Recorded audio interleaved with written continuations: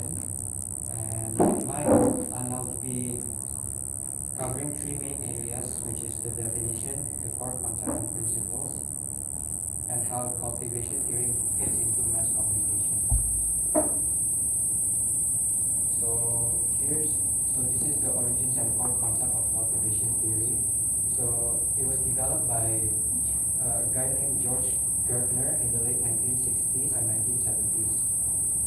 It was created during a time where television was seen as a dominant medium across American households. He also wanted to understand how repeated exposure to TV content affects people's perception of reality.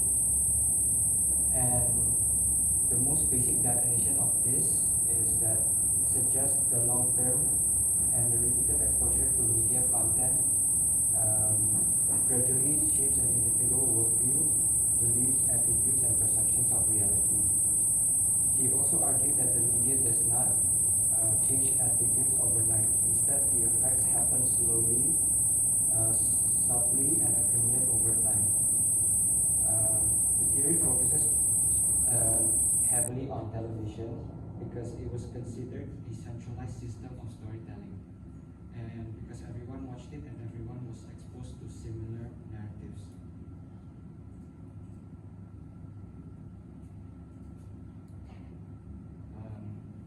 Here are the four core concepts of cultivation theory. First is mainstreaming. So it refers to how media consumption reduces differences between people from different backgrounds. For example, regardless of the education level, income, or even ethnicity, heavy viewers of the same media tend to develop similar worldviews because they are exposed to the same dominant media messages. Next, we have resonance. Resonance happens when real-life experiences match media portrayals.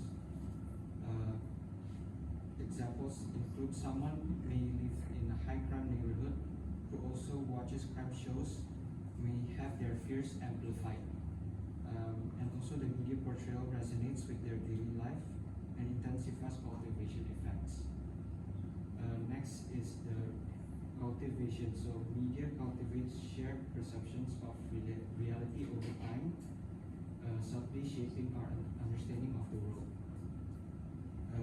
Next is the mean world syndrome. During the exploration of the effects of television, the guy Gardner also coined the term mean world syndrome to describe the cognitive bias, especially to violent content. We're more likely to see the world as more dangerous than it actually is.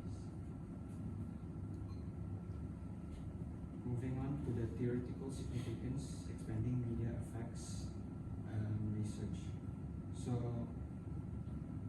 cultivation, as I've mentioned before, is in the era of mass television, where the idea was that the messages were centralized and shared by large audiences. So you can see that those three things: message analysis, cultivation analysis, and institutional analysis.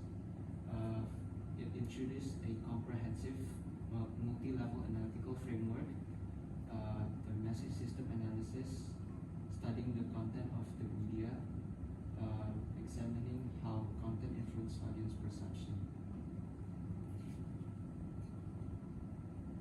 So this is the part where how cultivation theory fits into mass communication. First is that mass media shared a cultural narrative. So it exposes large groups of people to the same themes, values, stereotypes, and storylines. Common understanding includes what danger looks like, what relationship looks like, what success looks like, as also what is considered normal. And then mass media reinforces dominant ideologies. So where traditional media has gatekeepers, the stories we see often reflect dominant cultural values. Example is beauty standards in ads, where family roles in dramas, or even political values are used. Next and the last helps explain public opinion and fear. For example, the constant exposure to crime news, even if crime rates are actually low, people lead to have anxiety and demand for harsher laws. This is a cultivation effect where perception does not match reality. Now I'm going to pass it to Sultan. Okay, let me explain about the real example of cultivation theory. And one common example is crime shows and news. Many people watch crime dramas, violence movies, or fear-based news every day. And after watching this for a long time, people start to feel like the world is very dangerous. And even if the actual crime rate in their city is low, people will still think the crime is happening everywhere. So this is called me inverse syndrome, where watching a lot of media makes people think the world is more dangerous than it really is. Yes. And so why does this example fit the theory? And cultivation theory focus on just like long-term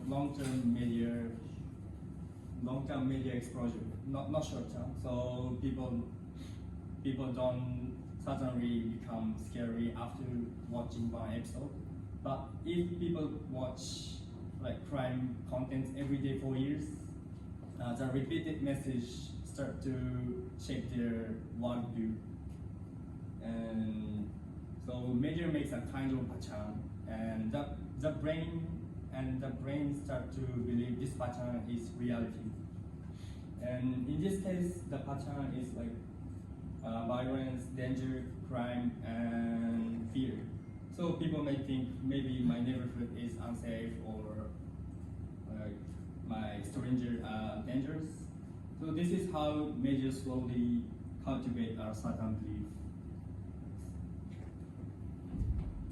So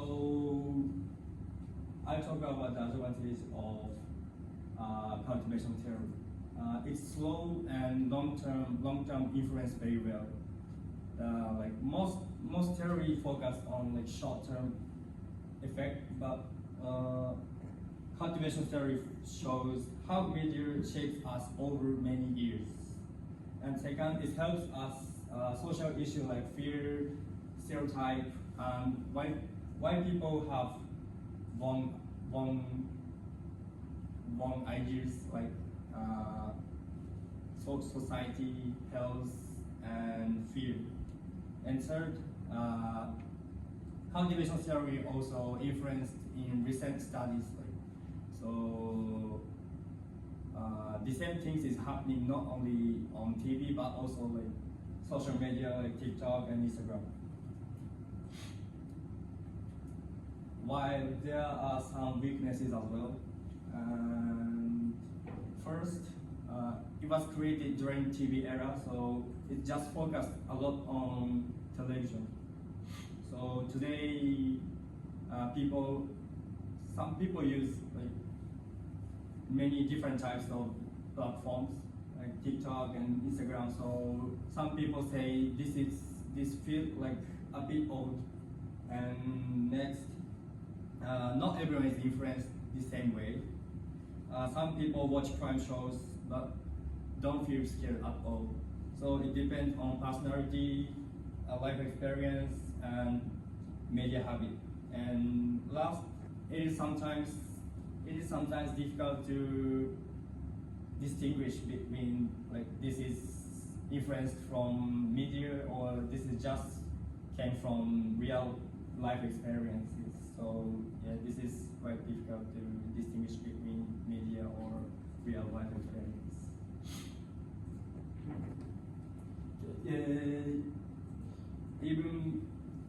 Even with those weakness, but still how cultivation is very useful.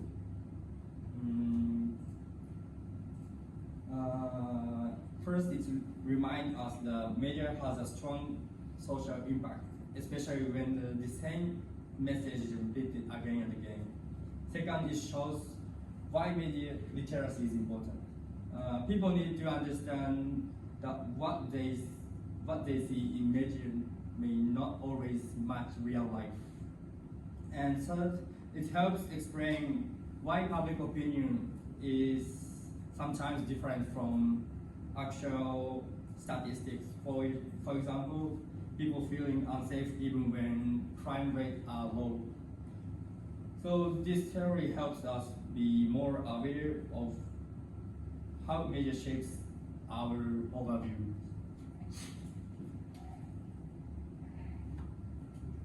So in conclusion, cultivation theory helps us understand